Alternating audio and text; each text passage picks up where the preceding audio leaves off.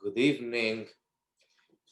I've been thinking this week about the pogroms that happened in Los Angeles, the terrible anti-Semitism that's happening in our state. Five schools I've been thinking this were vandalized, 3 schools, Ariel Market, where my kids used to shop. While in yeshiva, I told them this week they were in LA. Told them, please go to Ariel Market and buy something there because it's terrible. They were targeted because it was a Jewish market. Anti-Semitic graffiti all over town. And we don't hear much about it. So we can't be silent. And today I want to talk about when bad things happen to good people. You know, every human at one time of our lives, we are challenged by these questions. Why bad things happen to good people? You know, we believe in God. We know that He's kind and benevolent and is the essence of good, and only good comes from Hashem. He controls everything, so everything obviously comes from Hashem. And He has the capacity to stop any evil and any horrible thing.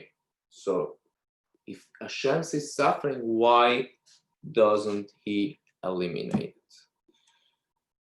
So there is, throughout history, people dealt with this with many, many ways.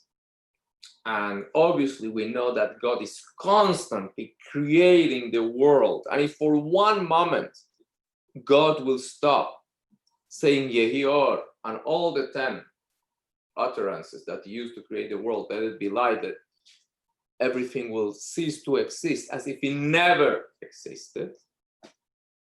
Yet, people suffer. Now, obviously, we cannot say, as some people try to say, oh, people suffer because they did evil, because they did secret sins that you don't know about. That doesn't fly. And I get upset whenever rabbis say, oh, this is happening because of punishment for this sin, the other sin. You know, when Job complained to God, God says, where were you when I laid the earth's foundation? We see a tiny, tiny picture of the universe. And just like you cannot look at one piece of a puzzle that has a million pieces and say, oh, I get the picture, I know what's going on. So equally, you can't look at a fraction of time and try to understand what Hashem is about. God is obviously 100% tzedek, justice. Everything He does is for good, and He's the only one that can calibrate the justice to be perfect. For instance, like a justice system, somebody commits a crime, he's put in jail. Often, his wife and children suffer more because he can't provide for them. It's not that they did no crime, yet they are punished. God has ways to be just and tzedek, absolute righteousness, and to be fair. Yet, we are very limited and restricted, and we can't understand Hashem. There is one of my favorite Baal Shem Tov stories. As he became famous, people traveled from all over, and a certain Jew decided, I want to check out the Baal Shem Tov. And he goes and he meets him, and the Baal Shem Tov says, after greeting him very warmly and nicely, and says, how can I help you? And the man says, thank you very much. I don't need help. I have good health, great income. I have shalom bayit. I get along with my wife. My children give me nachat. I learned. I'm okay. I don't need anything. The Baal Shem Tov says, okay, if you don't need anything, let me share a story with you, but please pay attention. There were once 2 boys, Chaim and Baruch, that were friends from childhood. They did everything together. They loved each other like no one else. They went to school together, to yeshiva together. Eventually, they got married. And as was the custom there, they moved to the house, to the town of their wives. One to the west and one in the east. They were far away, but they made a covenant that they will always love each other and keep in touch and sustain the friendship. Now, in those days, keeping in touch was not as easy as today. Over time, they lost touch with each other. Each one started a business, they did well, but as you know, the wheel of fortune is such that at one moment, Baruch was very high, and shortly later, he lost absolutely everything. He was desperate, he didn't know what to do. So he decided, I'll travel to my friend and see if he can help me. He makes a long journey. He arrives looking not good, his clothes are worn out.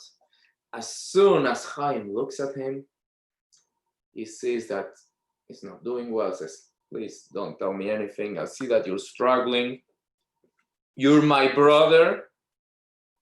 I want to help you. He calls his accountant and says, give me detailed account of what is my net worth. The accountant comes a while later, says, this is the number. He says, okay, I want you to write a check to my dear friend for half of everything I own.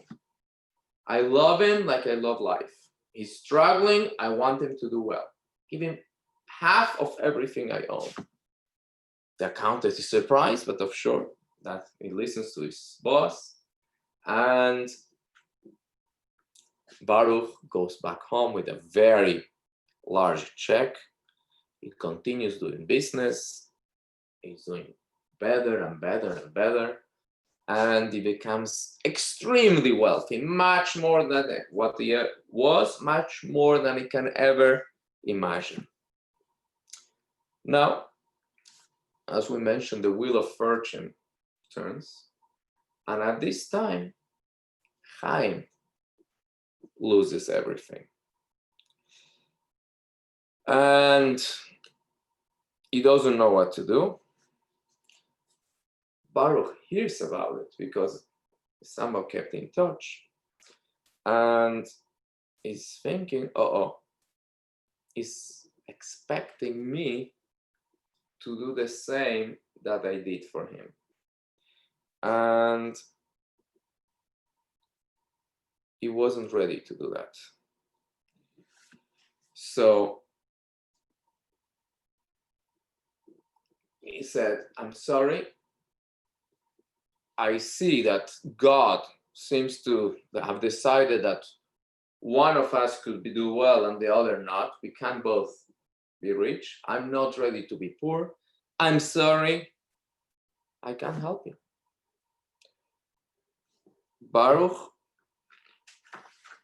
Chaim goes back home and he lives the rest of his life in terrible, terrible poverty, suffering very much.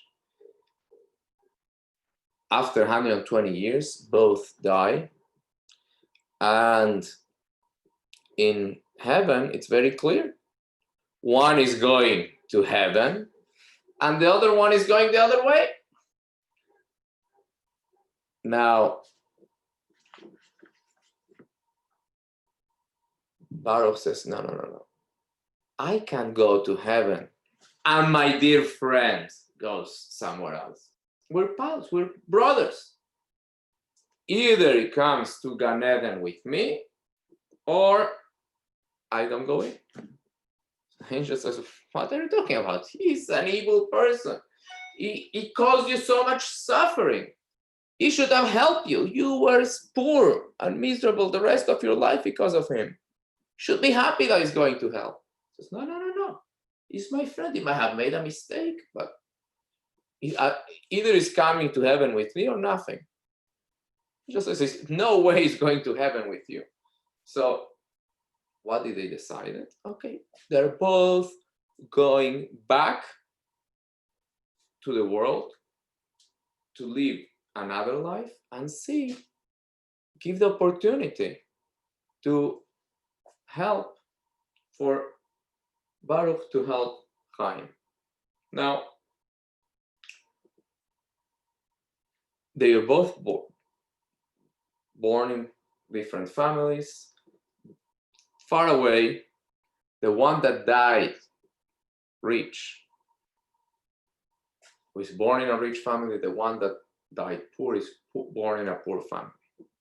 And his whole life suffers in poverty. He's a beggar. And he goes collecting tzedakah. He goes collecting from door to door. And as was the custom of the beggars in those days, they got together in the shul and they exchanged advice. And the poor man says, you know, when I came to town, I noticed a very beautiful mansion near the entrance of town. I'm sure they're very generous and give a lot of money there. And the other beggar says, no, don't bother. That is the most stingy person in town. Don't even try. It's off limits for beggars. And I said, okay. But then he feels something. And he's kind of compelled to go. And he says, I don't have to lose. He knocks on the door. A butler opens the door and says, what do you want? He says, oh, I came here for help. He says, in this house, we don't help. Go away. He goes away. But something compels him to go back. So several hours later, again he knocks on the door. Again, help, answers, don't even try to come back again. We have clear instructions not to help anybody. He leaves. But something says, I have to get money from this wealthy man. Who was the wealthy man? Obviously, that was Chaim. And he is compelled to go, and his soul feels at it. So he decides, I know where I'll knock on the door in the middle of the night when all the help are away or asleep. The owner of the house will open and help me. In the middle of the night, he knocks on the door, and the owner of the house opens the door, says, what does somebody want in the middle of the night? He says, I came for tzedakah. And he gets so upset. He says, what? Don't you know, you were told, everybody knows here we don't give tzedakah. You wake me up in the middle of the night for this. And he pushes him very hard, and he rolls down the steps and he falls. And this poor soul that lived a whole life just waiting to get help from his dear brother, he sacrificed the whole life. He could have been in Gan Eden the whole time, just to get one coin, some kindness. He dies that night from the push, from the cold, from the snow, and he goes obviously to Gan Eden, but we have the problem with the person, the wealthy person that remains here in earth that killed his friend, caused so much suffering to his friend twice. When the Baal Shem Tov finishes the story, the man that was standing in front of him that says, I need nothing, faints. Why? He realized that that was him. That he killed twice his dear brother. When he comes back to his senses, he says, what can I do? How can I redeem myself? The Baal Shem Tov said, the divine system of justice is perfect. You were giving an opportunity to rectify what you have done, and your riches, your wealth, harden your heart. And he did not listen to this beggar. So what can you do now? Look, find the family of this man. Take care of them for the rest of their life. Make sure that you correct all your mistakes. You keep for you and your family just the basics to live in a very, very simple life, and make sure that the widow and the orphans that your friend left behind are well taken care. Live the life of teshuvah, and God willing, God will forgive you. So the Baal Shem Tov had, like the tzaddikim, had eyesight that could see not just everywhere in the world, but the past, the future. And they understood how the divine, and tzaddikim understand how the divine justice system works. We have many questions. We're not going to get on the answers. As Moshe asked God, please tell me your ways. I want to understand what's going on. How will you lead the world? God says, sorry, there is certain things that you cannot understand, but we can have bitachon, trust in Hashem, that everything he does is for the good. And the sages say, when you have that vision, when you are clear that what God is doing is for good, it's easier to find the good in everything that happens. That we trust completely in Hashem. May he show his abundant love and kindness upon us, and we enjoy all the beautiful blessings that he has for those who trust Hashem. As we say every day in our prayers, God, please be kind to us as much as we trust on you. So we have to fully trust Hashem, and then we'll get fully all his kindness. Thank you so much for watching. Looking forward to learning together tomorrow, God willing, a new time, 8:30 a.m. Laila Tov.